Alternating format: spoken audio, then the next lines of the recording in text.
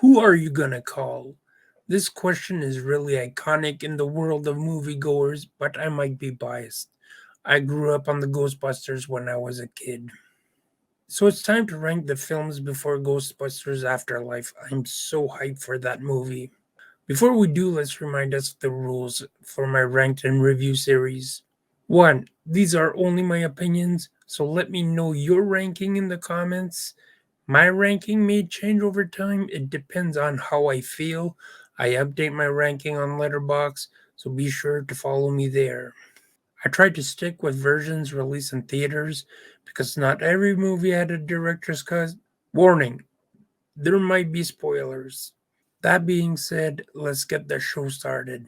Number 3, Ghostbusters 2016. I'll say this right from the start. This wasn't for me. Most of the jokes did not land for me, and nothing was remotely scary. It's a typical Ghostbusters intro, but everything falls apart right away when we are introduced to the characters. The only character that I actually like in this one was played by Kate McKinnon. This movie follows similar beats of the original, but they just put in a villain who was bullied. This definitely makes me less interested into the villain. It's the weakest villain in the franchise. Rowan is not in the same league as Gozer or Vigo. He's goofy, transforms into a huge ghost, and gets shot in the private parts. My favorite moment is when Slimer steals the car. Each time I see it, I crack up. It reminds me of Neil Patrick Harris and Harold and Kumar Goes to White Castle. Sometimes they want to pay tribute to the original, but at the same time, they kind of miss the mark. Bill Murray plays some sort of person who doesn't believe in ghosts, but not like in a cool Venkman way. He's not funny, and they throw him out of the second floor window. Dan Aykroyd is not as bad. He's a taxi driver, and he talks like Ray. Ernie Hudson plays Leslie Jones's uncle. Not terrible, but Winston could have been way cooler. And Harold Ramis is just a brawn bust in a corner of a room. It just seems that it's the first thing that they thought of. The special effects are okay if you compare it with a live action Scooby Doo movie. The oversaturation of colors for the ghosts really don't make them scary, they're just too cartoony. At the end of the day, I don't hate on this movie, but I just find it really forgettable. Number 2, Ghostbusters 2. Ghostbusters 2 does not have a good reputation, but I love it. And not even in a guilty pleasure kind of way. It starts out in a spooky way, a haunted baby carriage. The carriage starts moving by itself. It sets the tone for the movie. We are quickly shown that the Ghostbusters are currently doing now because the team suffered from making a giant marshmallow man explode in New York, so they had lawsuits. Egon is studying human emotions, and this will be useful for the rest of the movie since it deals with anger and joy. Dana visits him to help her out with a problem and doesn't want Venkman to get involved since they are separated. I usually hate this in sequels since they need to restart from zero a new love story subplot. And speaking of Venkman, he hosts a paranormal TV show on cable. It's cheap and corny, and that what makes it one of the funniest scenes of the movie. Because despite everything what happened, he's still the same person that is in the previous movie. Ray owns a supernatural and occult bookstore. Winston and him go to birthday parties in Ghostbusters gear since they disbanded.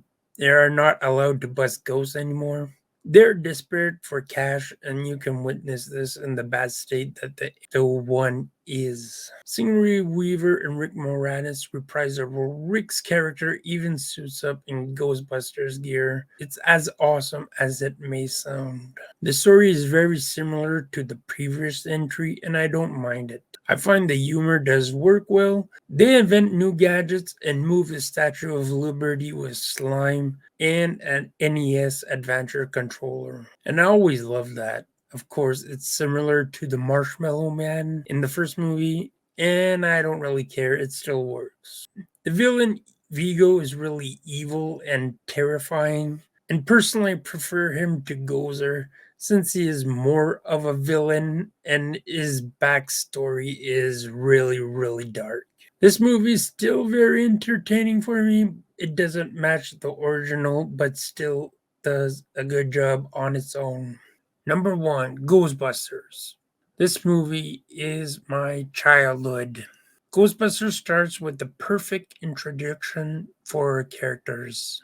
Bill Murray plays Peter Venkman, a sarcastic scientist who is in it for all the wrong reasons. And you can witness that at the beginning of the movie where you can see he has shady or questionable methods. Then we meet up with Ray, who is basically the heart and passion of the Ghostbusters. He's like a kid in a candy store when he realized that ghosts exist and they can actually trap them. Then we have Egon, the brains of the operation. Harold Ramis plays him brilliantly. His deadpan humor is perfect for Egon. Winston joins him later. He has the everyday worker element. Then we have Sigourney Weaver joining the gang as Dana, who ends up hiring Ghostbusters because weird stuff is happening in her apartment. Yes, Ellen Ripley herself.